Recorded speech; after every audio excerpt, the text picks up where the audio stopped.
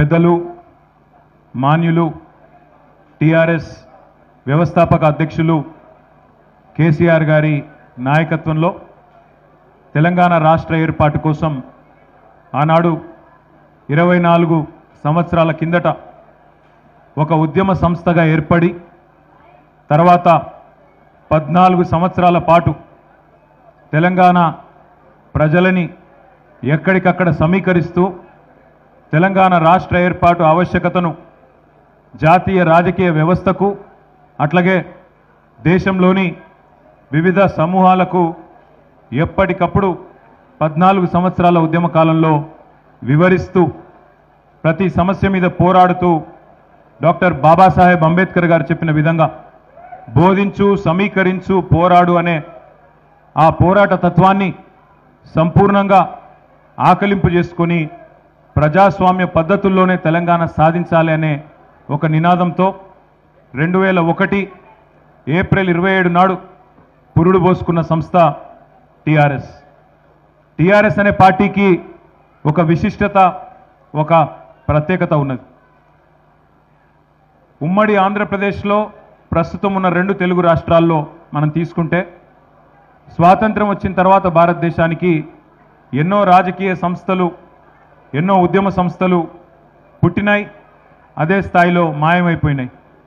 కానీ ఒక అధికార పార్టీగా ఉద్యమ పార్టీగా ప్రతిపక్ష పార్టీగా ఇన్ని పాత్రల్లో 25 ఏళ్ళు పూర్తి చేసుకొని 24 ఏళ్ళు పూర్తి చేసుకొని 25వ సంవత్సరంలో అడుగు పెడుతున్న విశిష్టత టిఆర్ఎస్ పార్టీకి ఉన్నది. తెలుగు రాష్ట్రాలు 2 చూస్తే 2 పార్టీలు మాత్రమే విజయవంతంగా 2.5 దశాబ్దాలు గడిపిన పార్టీలు, 2.5 దశాబ్దాలు నిలదొక్కున్న పార్టీలు 2 మాత్రమే స్వాతంత్రానంతరం పుట్టిన పార్టీలు. అందులో మొదటిది ఎన్టీ రామారావు గారు స్థాపించిన తెలుగుదేశం పార్టీ అయితే, రెండవది మా నాయకుడు మనందరి నాయకుడు పెద్దలు కేసీఆర్ గారి నాయకత్వంలో తెలంగాణ రాష్ట్ర సాధనే లక్ష్యంగా హిమాలయాల స్థాయికి తెలంగాణ అస్తిత్వాన్ని తీసుకొని పోయిన పార్టీ టిఆర్ఎస్ పార్టీ. 14 ఏళ్ళు ఉద్యమం, ఆ తర్వాత దాదాపు 10 ఏళ్ళు అధికార పార్టీగా, మళ్ళీ గత 16 నెలలుగా ప్రతిపక్ష పార్టీగా ప్రజలు ఏ బాధ్యత ఇస్తే ఆ బాధ్యతని అద్భుతంగా నిర్వహిస్తూ తెలంగాణ ప్రజల గొంతుకగా ఇవాళ దేశం మొత్తంలో కూడా గుర్తింపు తెచ్చుకున్న పార్టీ టిఆర్ఎస్, ఇప్పుడు బీఆర్ఎస్. అదేవిధంగా తెలంగాణ ప్రజల గుండె ధైర్యం ఈ గులాబీ జెండా అనే మాట నేను మీ అందరికీ గుర్తు చేస్తా ఉన్నాను. ఈరోజు ప్రతిపక్ష పార్టీగా రాష్ట్రంలోని ఏ వర్గ ప్రజలకు ఏ కష్టం వచ్చినా అందరూ కూడా హైదరాబాద్లోని తెలంగాణ భవన్ వైపే పోతా ఉన్నారు. ఒక జనతా గ్యారేజ్ మాదిరిగా హైడ్రా బాధితులైనా, మూసీ బాధితులైనా, లగచర్ల బాధితులైనా, సెంట్రల్ యూనివర్సిటీలో జరిగిన ధనదాహానికి బలైన అక్కడి విద్యార్థులైనా అందరూ కూడా వరుసగట్టి ఈ గులాబీ జెండా మాత్రమే తెలంగాణకు న్యాయం చేస్తుంది అనే పద్ధతుల్లో తిరిగి మళ్ళీ ఒక్కసారి ఖచ్చితంగా ఈ గులాబీ జెండాకే జైగొడుతున్న పరిస్థితి. ఇవాళ ఇక్కడ జరుగుతున్న సభ, జరగబోతున్న సభ ఎల్కతుర్తిలో ఏదో ఆషామాషి సభ కాదు. వరంగల్, ఉమ్మడి వరంగల్ జిల్లా మొదటి నుంచి ఉద్యమంలో గులాబీ జెండాకు అండగా ఉన్న జిల్లా. ఏ కష్టం వచ్చినా, ఏ ఇబ్బంది వచ్చినా కేసీఆర్ గారు తిరిగి చూసింది వరంగల్ వైపే. ఇక్కడ జయప్రదంగా అద్భుతంగా మహాసభలు ఎన్నో నిర్వహించుకున్నాం. అదే పద్ధతుల్లో ఇవాళ 24 ఏళ్లు నిండి 25వ సంవత్సరంలో అడుగు పెడుతున్న ఈ రజతోత్సవ వేడుకకు వరంగలే వేదిక కావడం మనందరికీ గర్వకారణం. ముఖ్యంగా ఉమ్మడి వరంగల్ జిల్లా కార్యకర్తలు, నాయకులు, వారందరి విజ్ఞప్తి మేరకు, వారందరి కోరిక మేరకు పెద్దలు కేసీఆర్ గారు మరి మళ్ళీ ఒకసారి వరంగల్నే వేదికగా ఎంచుకున్నారు. ఇప్పుడు ఇక్కడికి వచ్చే ముందు మొత్తం ఈ 1250 ఎకరాల పైచిలుకు పార్కింగు మరియు సభా ప్రాంగణం ఏదైతే ఉందో దాని ఏర్పాట్లు వాహనంలో తిరుగుతూ కొంత, అదేవిధంగా పైన డయాస్ పైనుంచి కొంత పరిశీలించడం జరిగింది.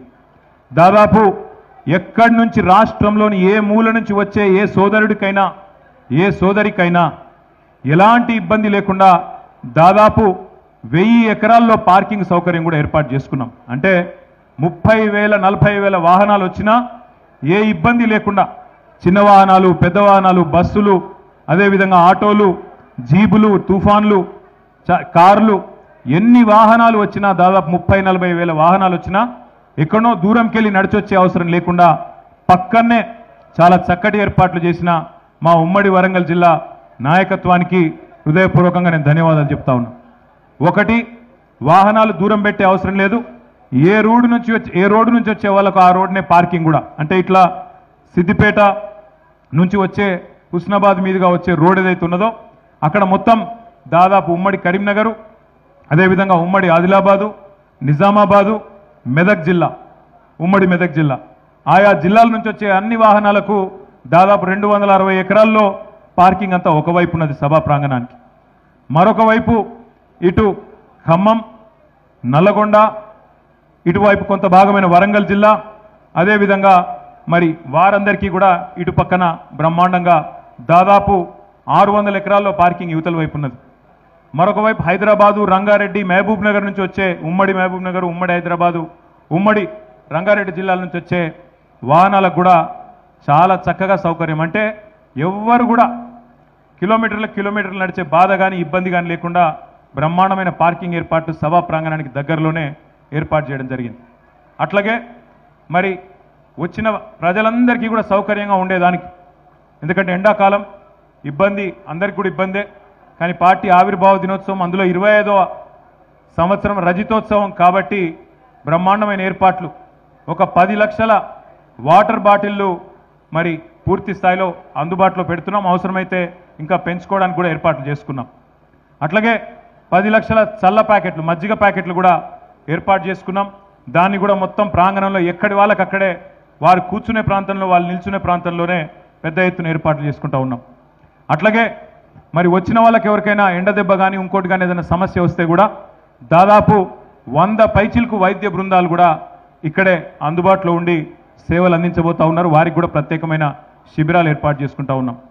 ఏమన్నా ఎమర్జెన్సీ ఉంటే దానికోసం కూడా ఆలోచన చేసి దాదాపు ఒక 15 నుంచి 20 అంబులెన్సులు కూడా దగ్గరలో పెట్టుకున్నాం. వాటిని కూడా ఏమన్నా ఇబ్బంది ఉంటే వెంటనే మనం వైద్య సహాయం అందించడానికి వాటిని కూడా ఏర్పాటు చేసుకున్నాం. అట్లాగే సుదూర ప్రాంతం నుంచి ఆడబిడ్డలు వస్తున్నారు, అన్నదమ్ముళ్ళు వస్తున్నారు, గులాబీ దండు కదులుతున్నది కాబట్టి వారందరి సౌకర్యం కోసం వచ్చిన వాళ్ళకి, ఎందుకంటే ఎండాకాలం మరి ఇబ్బంది కూడా ఉంటుంది కాబట్టి మరి చుట్టుపక్కల అన్ని ప్రాంతాల్లో కూడా చాలా పెద్ద ఎత్తున తాత్కాలిక టాయిలెట్ల నిర్మాణం కూడా కొనసాగుతున్నది.